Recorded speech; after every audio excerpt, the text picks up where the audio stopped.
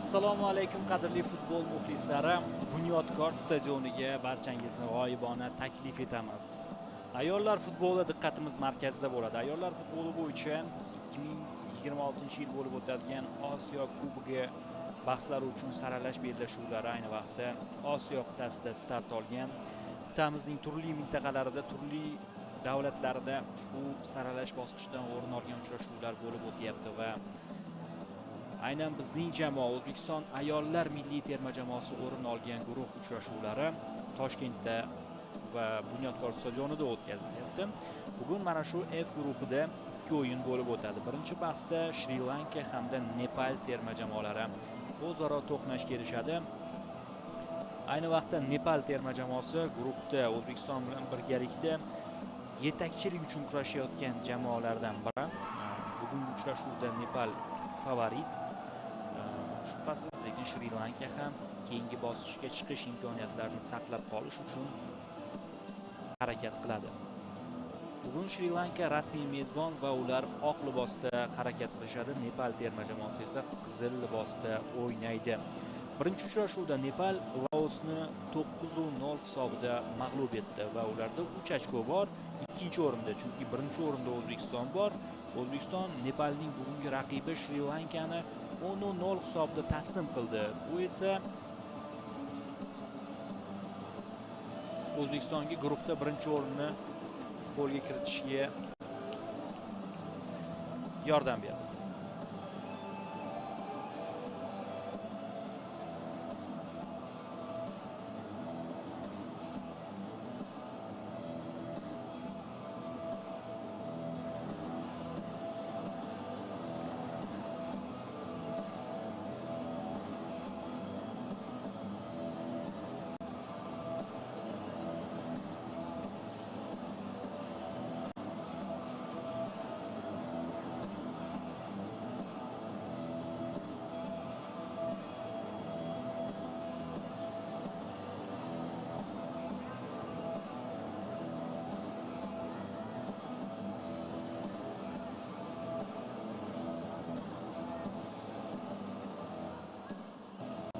Shu tariqa O'zbekiston terma jamoasi birinchi tur uchrashuvlaridan so'ng guruhda yetakchilikni o'z qo'liga olgan, ammo O'zbekistonni hozircha bu qanoatlantirmaydi, chunki terma jamoamiz atigi bitta ko'p gol urgan Nepaldan. Nepal esa bugun Shri Lanka bilan O'zbekiston o'yinidan kelib chiqib o'ynaydi. Ya'ni O'zbekistondan ham ko'proq gol urishga harakat qilsa, men hech ham ajablanmayman. O'zbekiston 10 ta gol urgan, Nepal undan ham ko'p uramiz deb tushadi, chunki gollar farqi katta ehtimol bilan rol o'ynab qolishi mumkin.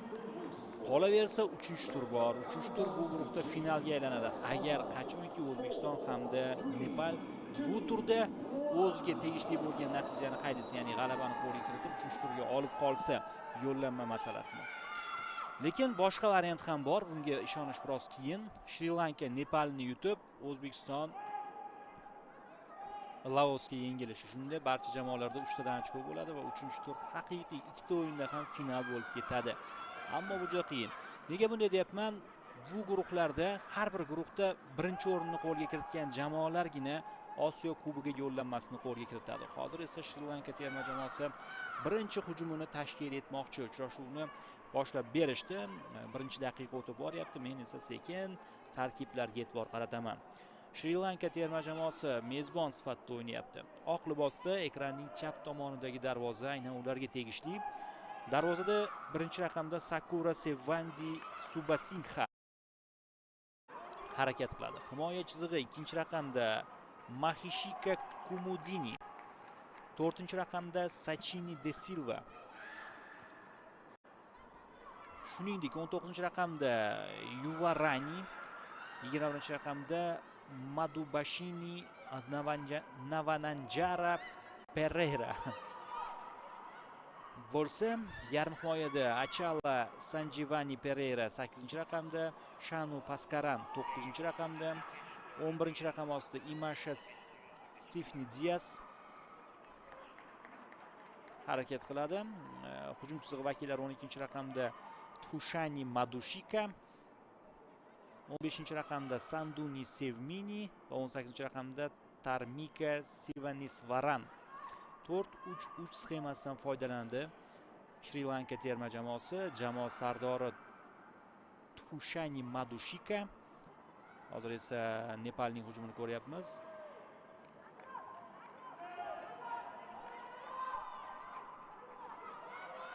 Birinchi yurish mana shunday yakunlandi Nepalda, jarima maydoni ostonasida. Demak, 12-raqamdagi Tushani Madushika jamoa sardori, jamoa bosh murabbiyi esa Jasmine Shri Lanka. Nepal terma jamoasi tarkibi: darvozada 20-raqamda Anjana Rana Magar. Maydon o'yinchilari: himoya chizig'i 4-raqamda Samiksha Ghermi,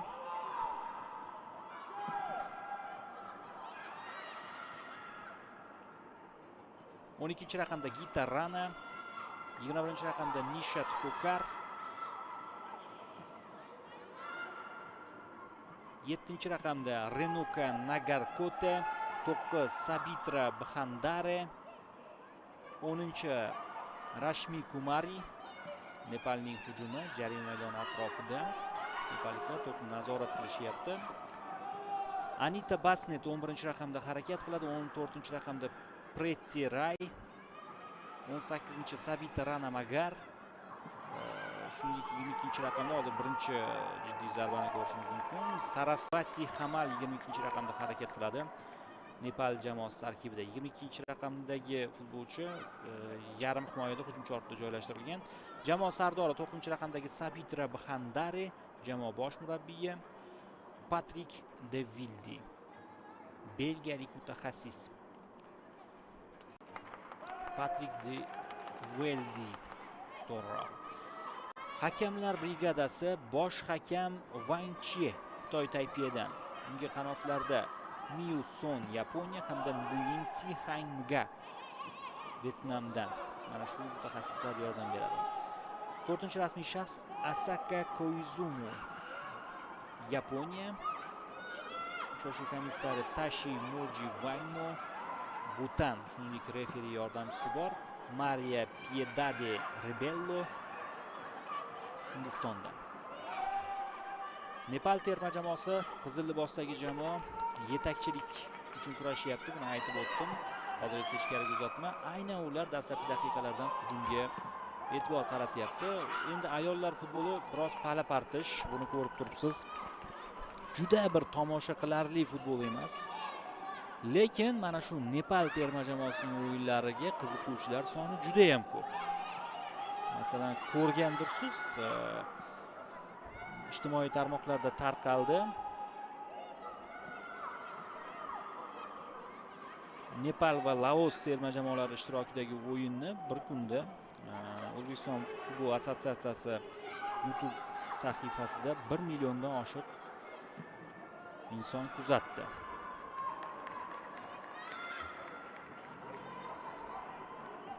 Kuzatuvlar soni juda katta raqamlarni anglatadi. Hattoki milliy terma jamoamizning o'yinlarini bu qadar kuzatishmagan. 2025-yil boshida Nepal aholisi 29 milliondan sal ko'proq edi. Lekin mana shu demografik holat bunday bo'lsa-da, jamoa milliy terma jamoasining o'yiniga qiziqishlar ancha katta ekanligi ma'lum bo'ldi. Nepal hujumda, shuningdek Laosda ham albatta qiziqish bor edi. Ya'ni Laos aholisining ham hissasi bor. Kuzatishgan ular ham.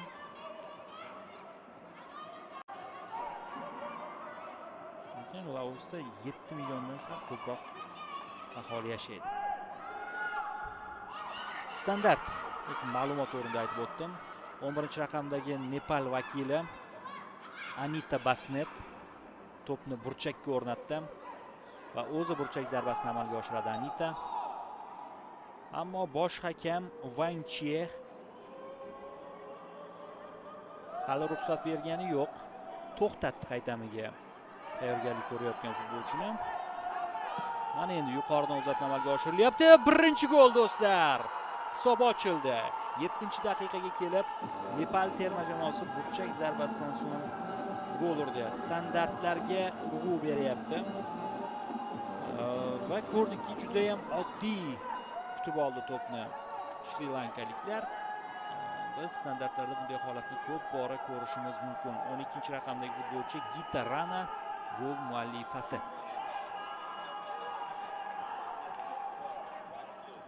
Takroriy lavha hozir bizga namoyish etiladi. 1-0 hisobda adashib ketmasak bo'lgani. Hali boshlanishi bu. Mana ko'rdingiz. Hech kim qaragani yo'q.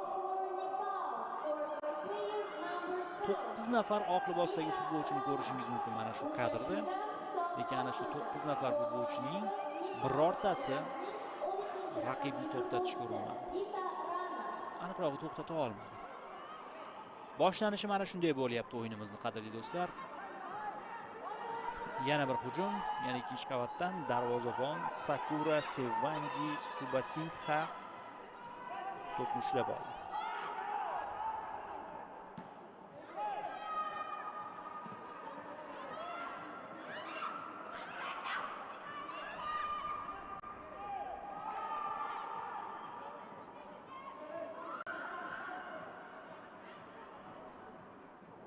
Hujum boshlayapti ular. 2026-yilgi Osiyo Kubogi bahslari Avstraliyada 1-21 mart kunlari bo'lib o'tadi. Ya'ni o'sha turnirga 9 oydan kamroq vaqt qoldi. Jamoalar tayyorgarlikni allaqachon boshlab yuborishgan va mana hal qiluvchi palla saralash turniri ham yetib keldi. Turli guruhlar, turli davlatlarda saralash o'yinlari o'tkazyapti. F guruhida aytib o'tdim, O'zbekiston terma jamoasi mezbonlik qilyapti. Shri Lanka, Nepal hamda O'zbekistondan tashqari Laos ham shu yerda. Zo'r o'tish. Mana bu pas himoyachidan o'tmadi. 9-raqam egasi Sabitra Bhandari jamoa sardori, jamoa yetakchisi. O'ng qanotdan yurish tashkil etilyapti. Ikkinchi qavatdan uzatma. Oldinga tepib yuboradi Shri Lanka vakilasi.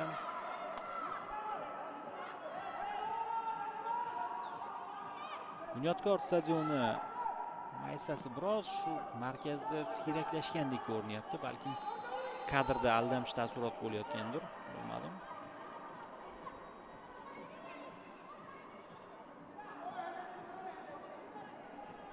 Musobaqa formatiga ko'ra 34 ta jamoa 8 ta guruhga bo'lingan holda kurash olib boradi.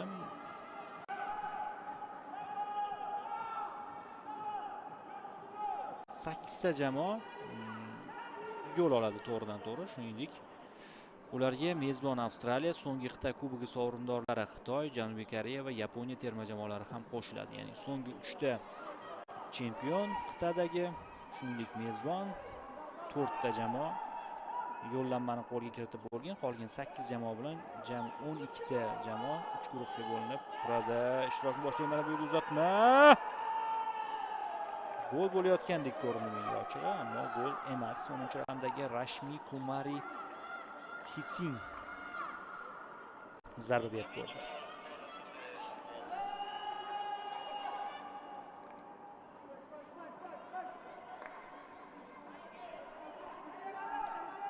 Standart vaziyat.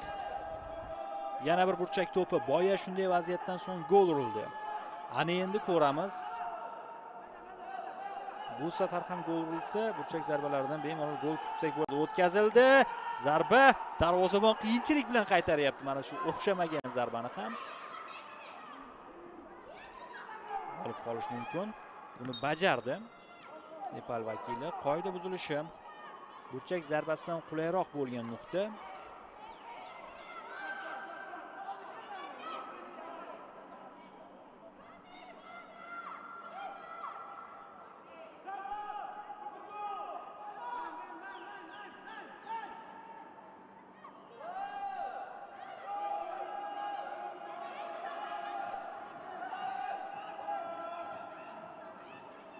Demak, to'g'ridan to'g'ri darvozaga zarba beradigan nuqta desak ham bo'ladi buni. Qaror qanday bo'ladi? Tez orada bilib olamiz. To'p oldida bir futbolchi to'g'ridan to'g'ri darvoza tomon yo'naltirdi. Qaytgan to'pga birinchi bo'lib himoyachi yetib keldi. Ikkinchi to'lqin ancha ortdan boshlanadigan bo'ldi. Ikkinchi to'lqin nepalliklarda Renuka Nagarkote mana shu futbolchi zarba berganda, bu uzatmaga esa jamoadoshi yeta olmadi.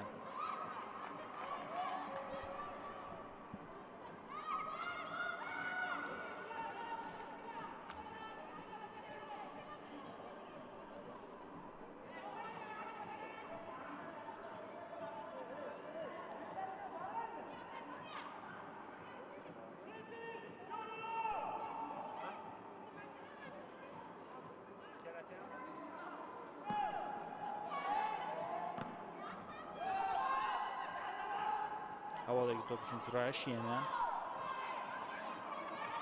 shri-lankaliklar.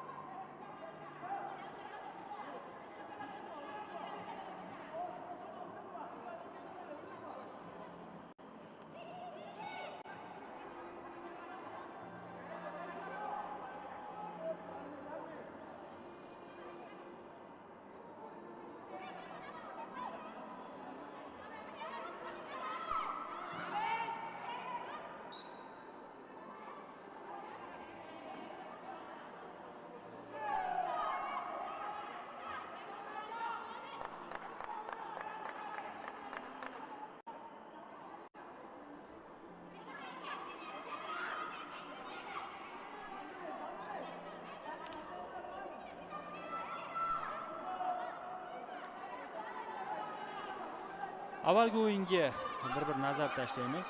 Birinchi tur bahsiga. Endi bu yerda ko'proq Nepalning o'yiniga e'tibor qaratamiz, chunki ular gol urishgan, ular g'alaba qozonishgan. 9-0 hisobi Laos ustidan.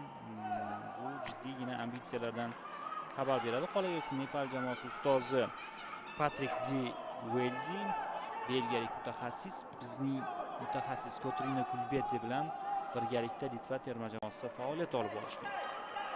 Demak, Nepal Laos bahsida Basnet dubl muallifi bo'ldi. Jamoa yetakchilaridan Anita Basnet, shuningdek Bxandari, mana shu futbolchi Bxandari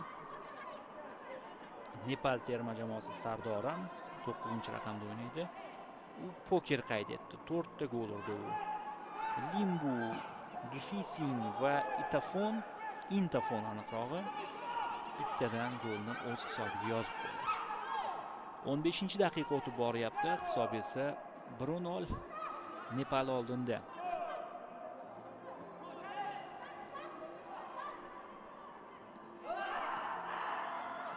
Xavfli vaziyat bo'ladimi?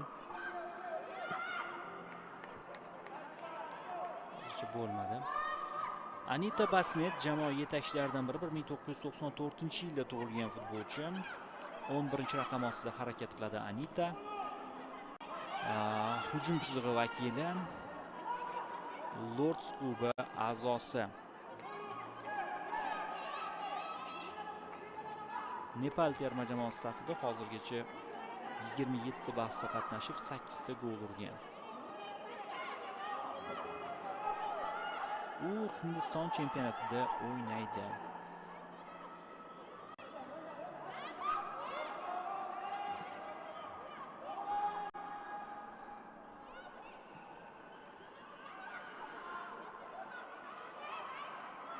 O'ng qanotdan yurish. Nazorat to'lig'icha Nepal tomonida. Qizillar. Xo'sh. Pretya Ray o'ng qanotdagi sherigi to'p kutyapti, undan ancha kutib qoldi. Hattoki ochildi ham pas bermagandan so'ng bo'sh hududga chiqib, baribir pas bo'lmadi. Endi kelyapti to'p. Bu zarbamidi yoki uzatmami aniqlash qiyin.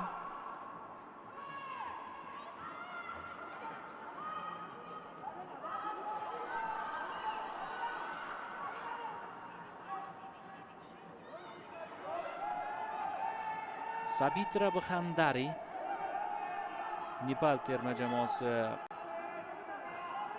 sardori, 1996-yilning 23-may kuni tug'ilgan hujumchi, Lamjungda tavallud topgan, 29 yoshda ushbu futbolchi.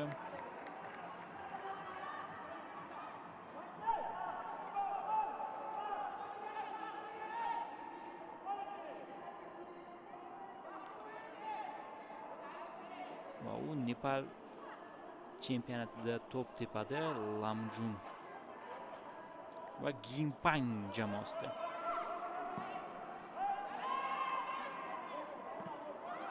Nepal terma jamoasida lekin anchagina o'yinlar o'tkazib bo'lgan. 55 ta bahsda 62 ta gol urgan mana shu futbolchi. Ya'ni o'yinlari sonidan gollari soni ko'proq. Har qanday futbolchi havas qilsa arziydi. Lekin raqiblarning saviyasi ham shunga yarasha.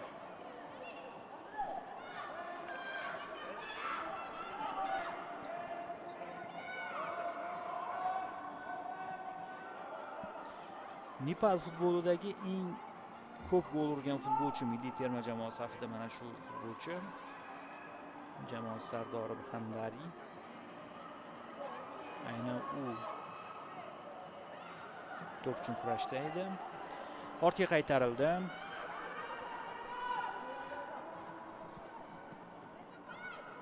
Paslar. Jarima maydoni atrofida himoyachilar ham qo'shildi. Bemalol Samiksha Gihimeri xohlagancha kelib qo'shilishi mumkin hujumga, chunki bir darvozaga hujum bo'lyapti faqatgina. Shri Lanka faqat himoyalanish uchun kelgani sir emas va ko'rinyapti.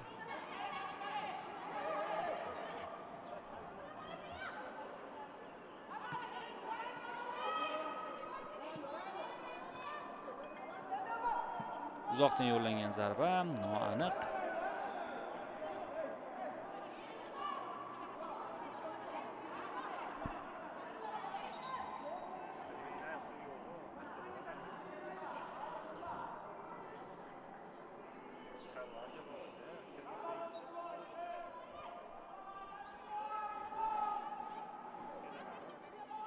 Erkin zarbani tepib beradi Shri Lanka himoyachisi Madhubashini Navanjana Pereira.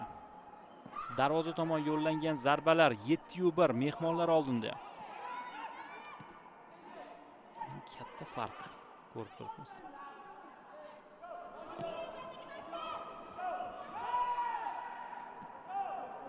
Qarshi hujum bo'ladimi Shri Lankada? Yo'q. Uning imkoni bo'lmadi. Ushbu uchrashuv Toshkent vaqti bilan 17:30 da start oldi. Kechroq 20:30 da esa O'zbekiston terma jamoasining o'yini bor. Bangladesh bilan. Mana bu hozir gol bo'lishi mumkin. Darvozabon qaytardi. Ikkinchi temp. Yana bir imkoniyat va gol do'stlar. 2-0. Jamoa yetakchisi Sabitra Bhandari gol muallifi.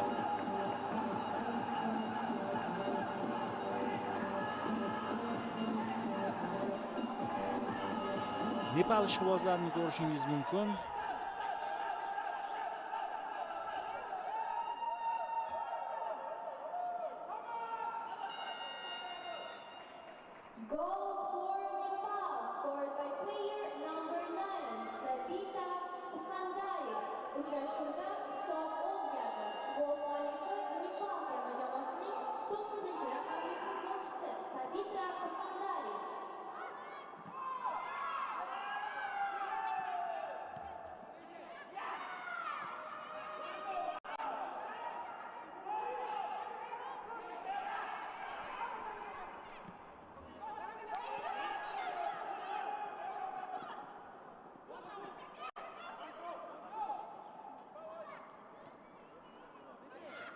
Nepal yurish qilyapti.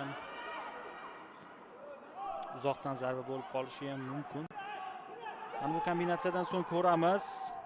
Himoyachilarga tegdi. Bilyard toshdek bir necha marta yo'nalishni o'zgartirib keldi to'p. Ikkinchi qavatdan uzatma xavfli.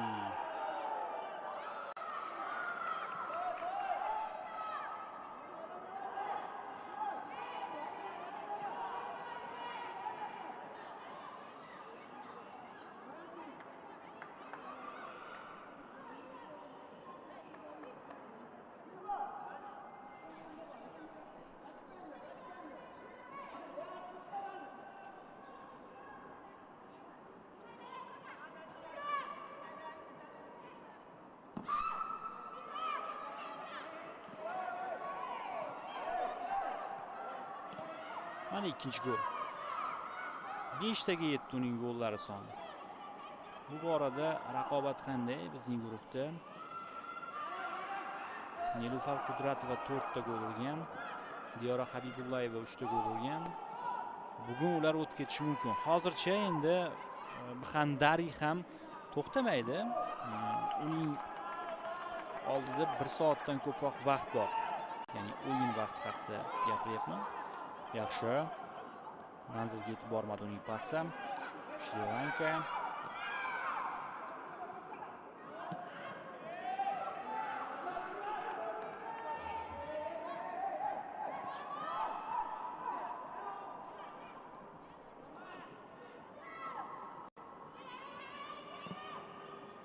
Mana uzatmani ko'ring.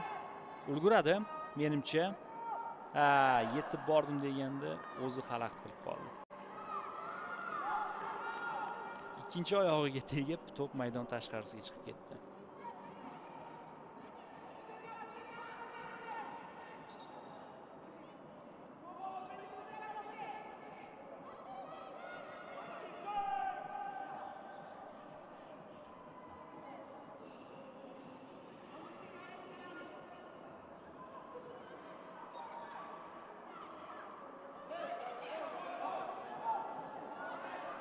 Asar davom etadi. Xo'sh, zarba bo'ladimi? Jarima maydoni atrofida doimiylik o'rganib qoldik. Nepalliklarning aylanib yurishini. Chap tomonga uzatma. Ortga qaytarildi. To'liq ustunlik aynan qizil libosdagi futbolchilarda. Tajriba juda kam va hattoki o'ynash ko'nikmasi ham topilmaydi. Oq libosdagi Shri Lankada juda kuchsiz. Menimcha Nepal ham zaxira bilan o'ynayapti. Ya'ni bor kuchini ishga solayotgani yo'q nepalliklar.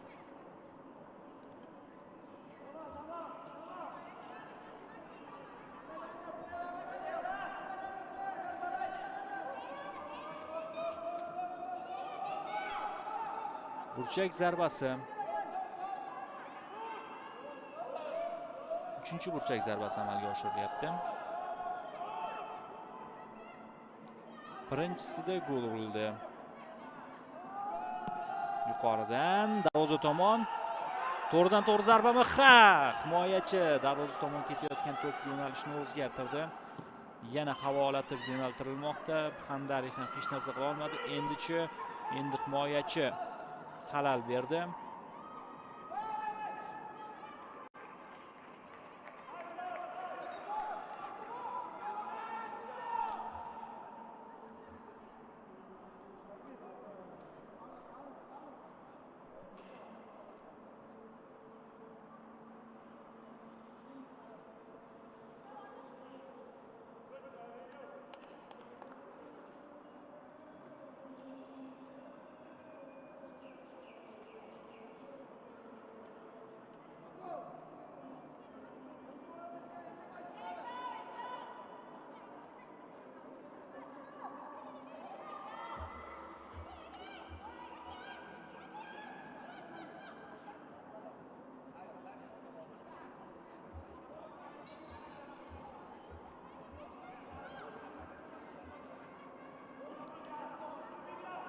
Outdan tashlab berilmoqda.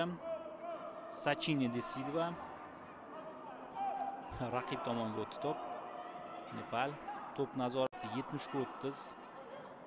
Bundan ham katta deb o'ylagan edim. Darvozabon qiyinchilikdan qaytardi mana shunday zarbani ham.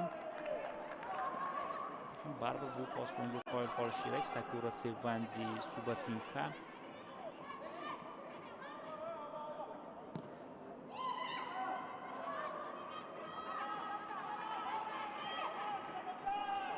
Takroriy lavhani ko'rdik, na vaziyatni.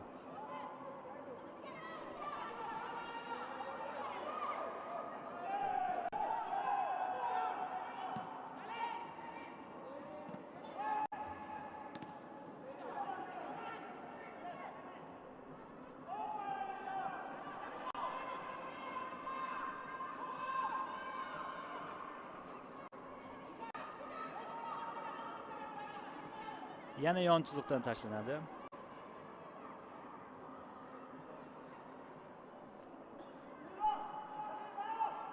Juda og'ir o'yin to'g'risi Shri Lanka uchun va kuzatuvchilar uchun ham. Bir tomonga hujum faqat va o'sha hujum ham juda sekinlik bilan amalga oshiriladi. Ammo o'zingiz ham bilasiz, ayollar futbolida daraja juda katta. Ya'ni bu ikki o'yinda aytayotganim yo'q. Osiyo qit'asida masalan Avstraliya, Shimoliy Koreya, Janubiy Koreya va Yaponiya bu juda katta terma jamoalar. Avstraliyaning qanday kuchli ekanligini bilamiz. Hattoki Barselonada o'ynardi avstraliyalik ayollar. Hozir endi Barsada bormi yo'qmi bilmadim. Lekin bir paytlar bo'lardi. Undan tashqari Shimoliy Koreya terma jamoasi ayollar toifasida dunyoda eng kuchlilardan bo'ladi ko'pincha.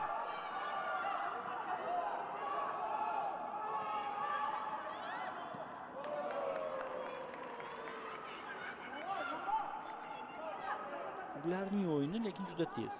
Shaxsan Avstraliyaning o'yinini ko'rgan sifatida aytishim mumkinki, kengurular yurti vakillari juda ham boshqa darajadagi o'yin namoyish etadi.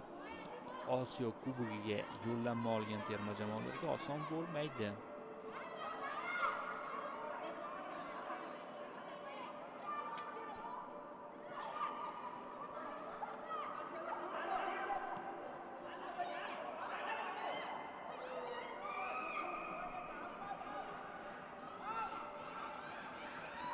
Paslar. To'p tashqarisiga chiqib ketdi. 21-raqam egasi Nishat Xokar sekin ortga qaytmoqda. Himoya chizig'i vakili o'ng qanot himoyasida harakat qiladi u. Nisha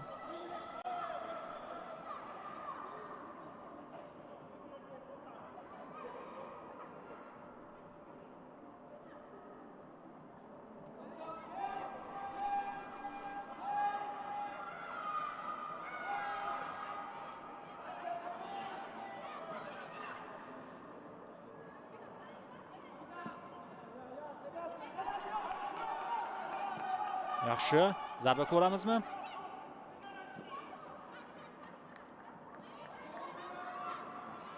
Paslar davom etadi. To'p uzoqlashtirildi.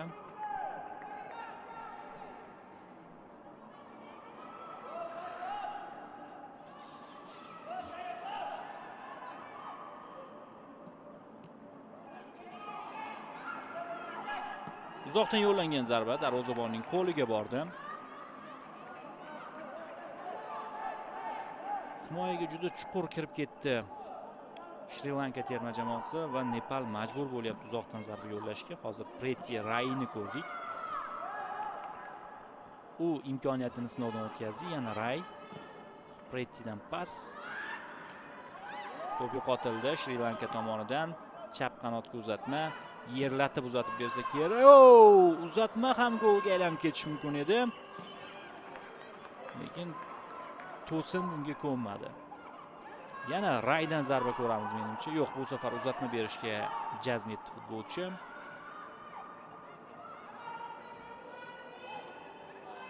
Birga bir deyarli o'tkir burchak. Zarba ko'ngildagidek emas Bxandariyda.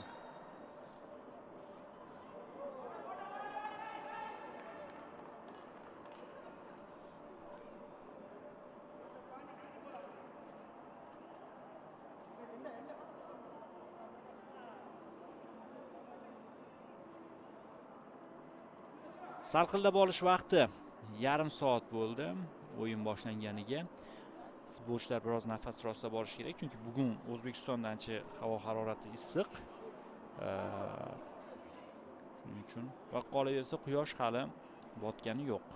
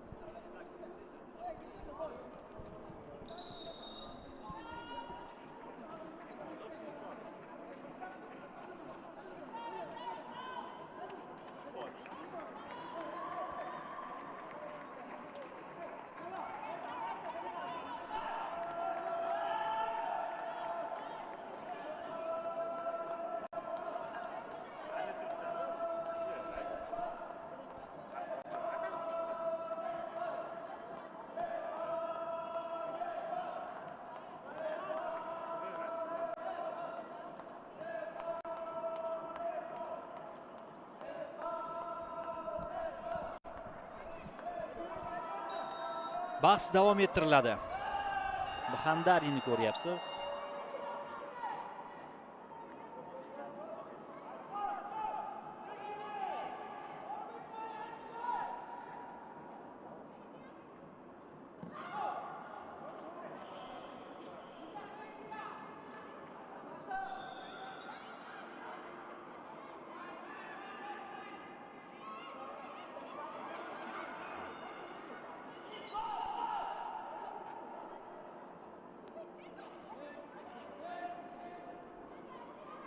o'ng qanotning o'zi Nishat Xokar markazga yo'naltirgan edi to'pni. Nisha. Ana endi Samiksha Kimeri Samiksha o'yinga qo'shildi. Hujumga to'g'rirog'i out.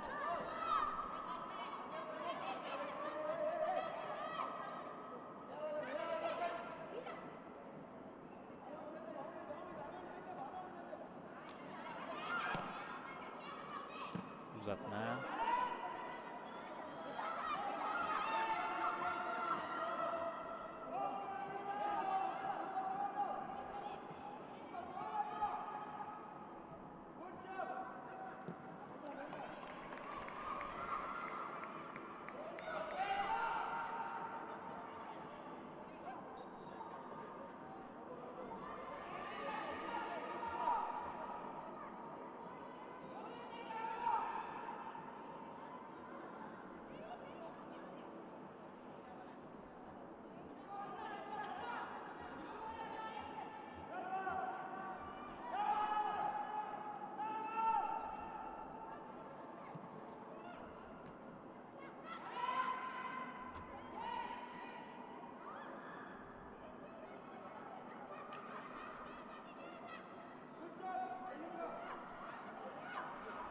Uzatma ko'ramiz hozir. Katta ehtimol bilan.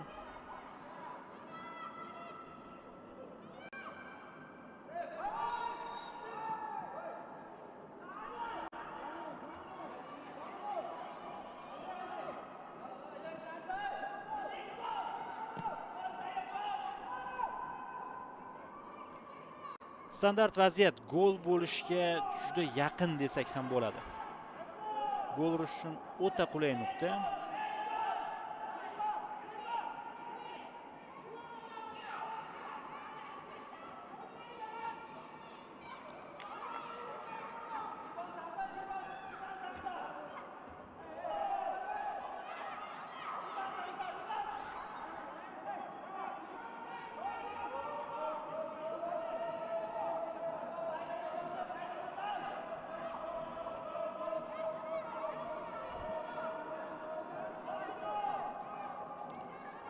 Endi albatta bu yerda Bxandari asosiy nomzod tepish uchun to'pni.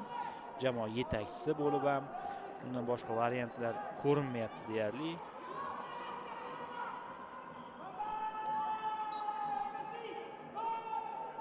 Biz esa kutamiz, ruxsat bor. Zarba yo'llandi darvoza tomon va 3-gol. Chiroyli gol urilyapti standart vaziyatdan. Ha, zarba kuchsiz, lekin gol. Bxandari dubl muallifiga aylandi.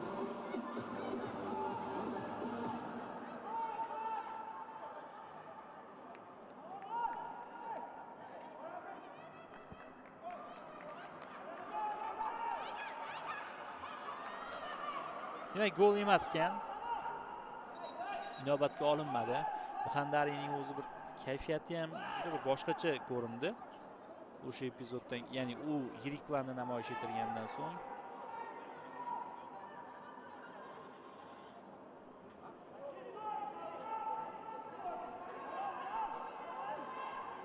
jonli devordagi futbolchiga nisbatan foul ishlatilgan bo'lib chiqyapti.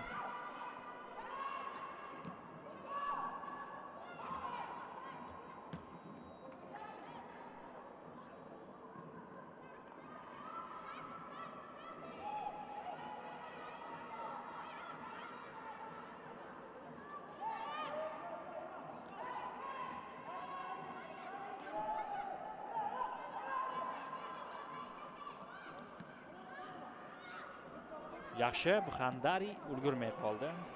Sargina oyog'ini cho'zganida balkim nimagadir erishardi. To'pni olib ketish mumkin edi.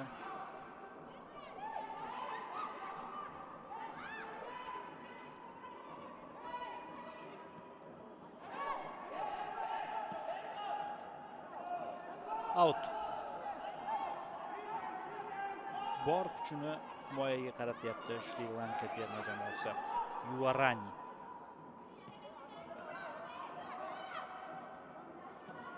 Markazdan yurish qilmoqchi. Noaniq pas.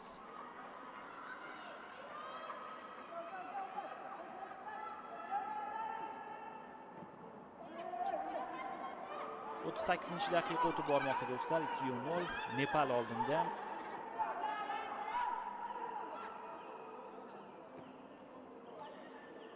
Va ular hujumda. 4-raqam egasi Samiksha Gximeri uzatma amalga oshirdi. Darvozabon qo'ldan chiqarib yubordi. Mana shu yerda himoyachi sovuqqon o'ynadi. Harmika Sivanisvaran mana shu himoyachi 18-raqamdagi jamoa a'zosi to'pni maydon tashqarisiga chiqarib yubordi. Burchak zarbasi bo'lsa-da, u xavfni bartaraf etdi. Hozir darvozabonga yordam kerak Sakuraga. Mana uzatmani ko'ramiz hozir. Gximerining uzatmasi. O'rtacha balandlik. Darvozabon sal kechikkan va uning boshiga zarba berib yuborgan bo'lishi mumkin 10-raqamdagi Rashmi Kumari Gxising.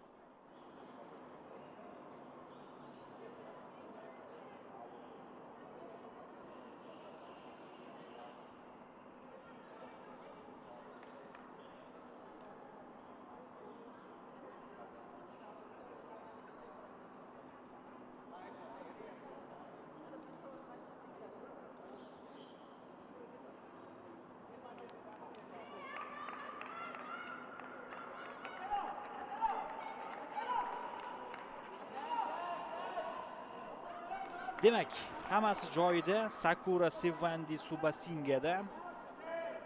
Va endi to'pni burchakdan bemalol tepaversa bo'ladi. 40-daqiqa tugamoqda. Yana bir standart. Nepal o'zidan kutilgan natijani ko'rsata olmadi birinchi taymda. Voy! Rai. Pas yaxshi chiqmadi. Ikkinchi taym shu qanotning o'zidan Rai qaytarib beryapti. Uzatma amalga oshirsa kerak. Bunday bo'lmadi. Rai. Ikkinchi qavatdan uzatma.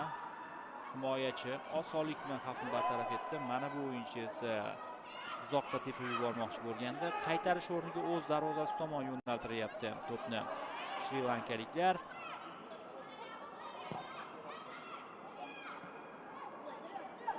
Kross muvaffaqiyatsiz tugadi. 4-raqam egasi Sachini De Silva to'pni maydon tashqarisiga chiqarib yubordi. Tezda tashlashyapti outdan. Chunki Nepal vakillari sezib turibdiki, bu guruhda gollar ahamiyati ham rol o'ynab qolishi mumkin.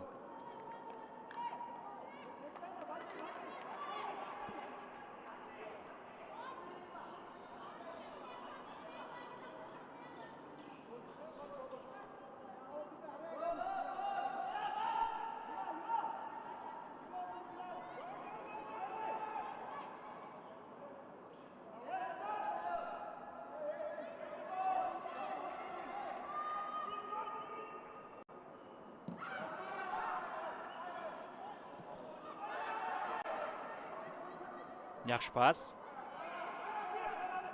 Qaytimi bo'lishi kerak. Bxandari 3-0. Mana endi chiroyli gol urilyapti.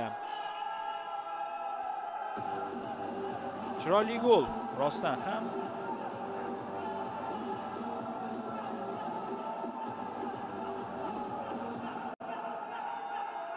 Texnikasi bilan yuqoridan tashlab qo'ydi hozir. Nepal sardori Sabitra Bxandari. Goal for Nepal scored by player number 9. Uchrashuvda hisob o'zgardi. Gol muallifi Nepal terma jamoasining 9-raqamli futbolchisi Sabitra Bxandari.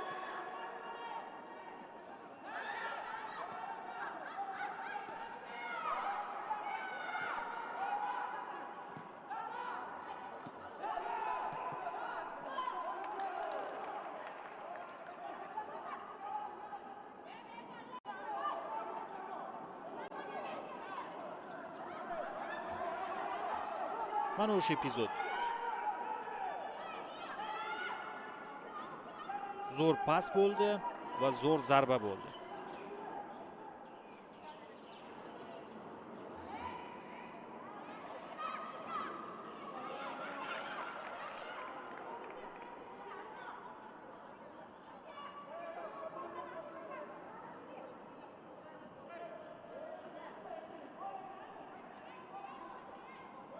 Birinchi bo'lim so'ngiga qarab boryapmiz. 44-daqiqa. Taxminan 2-3 daqiqa qo'shib berilishi ham mumkin. To'xtalish bo'ldi. Suv ichib olish uchun tanaffus yuzaga keldi. Undan tashqari darvozabonga yordam ko'rsatildi.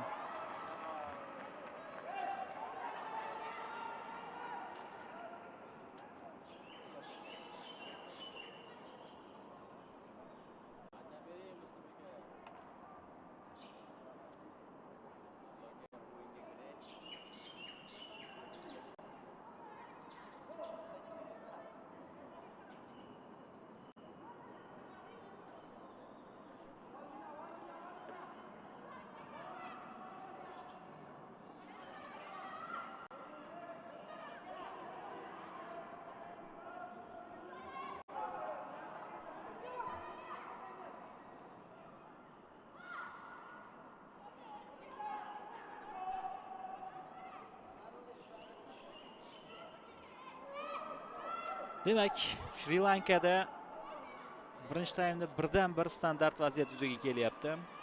Masofa olis, zarba bera oladigan futbolchi borligiga ishonmayapman ochig'i.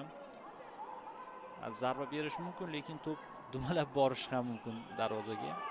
Ammo tayyorgarlik ancha yaxshi. Sivanis Varanda, shuningdek bu yerda Imasha Stefni Dias ham bor. Aynan Dias zarba berishga qaror qildi.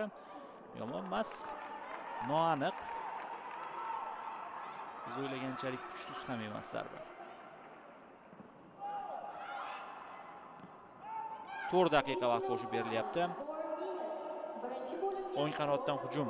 Nishat Xokar markazga. Raibu. Bitta chap qanotga ko'chirildi. Yaxshi o'yladi. Gitarana uzatma, 4-gol. 4-0. Gitarana chiroyli pas amalga oshirdi va Sabitra Bhandari hat-trik muallifiga aylanmoqda. Turnirdagi umumiy gollari soni 7 taga yetdi uni. 7 taga yetdi.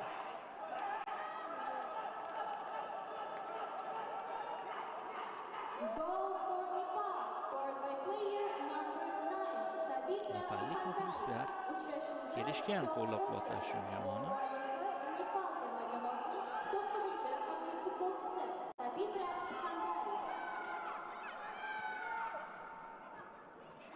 To'pchun kurash olib qo'yishdi.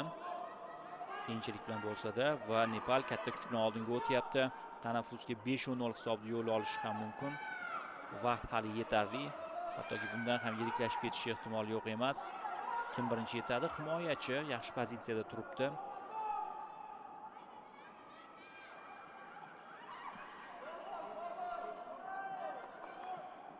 Bhandari to'pni yo'qotdi.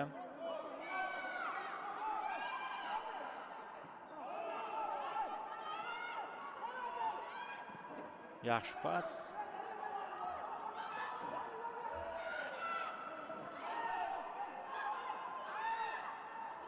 Tushunmovchilik. Yana qizillarga o'tyapti to'p.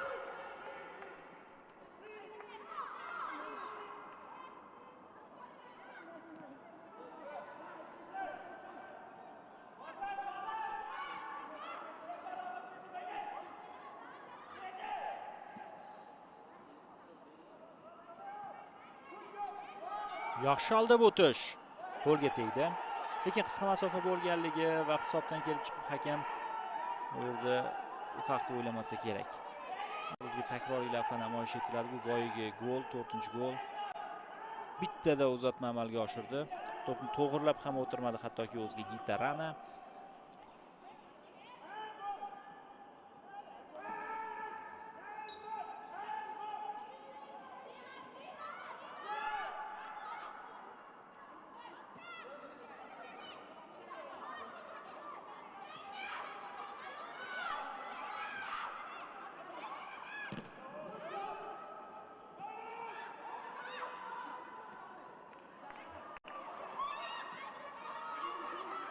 Juda ko'pchilik bo'lib himoyaga e'tibor beryapti, himoyaviy o'ynamoqchi Shri Lanka, ammo bilinib turibdiki, shunchaki ortga qaytgan bilan aynan ko'nikma hosil bo'lmagan hali chuqur himoyada o'ynash bo'yicha. Hali juda ko'p narsani o'zgartirish kerak bo'ladi Shri Lanka terma jamoasi ustozi va katta ehtimol bilan ular chiqa olmaydi hal qiluvchi bosqichga. Lekin hali o'sish kerak. Keyingi turnirlar bor. Darvoqe 2029-yilgi Osiyo chempionatiga O'zbekiston mezbonlik qiladi.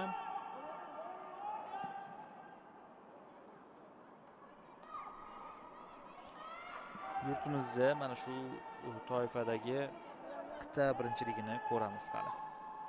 Nasib qilsa. So'nggi soniyalar birinchi bo'limdagi o'ng qanot tanlandi bu safar ham. Birinchi raqib aldab o'tildi. Ikkinchi qavatni uzatma.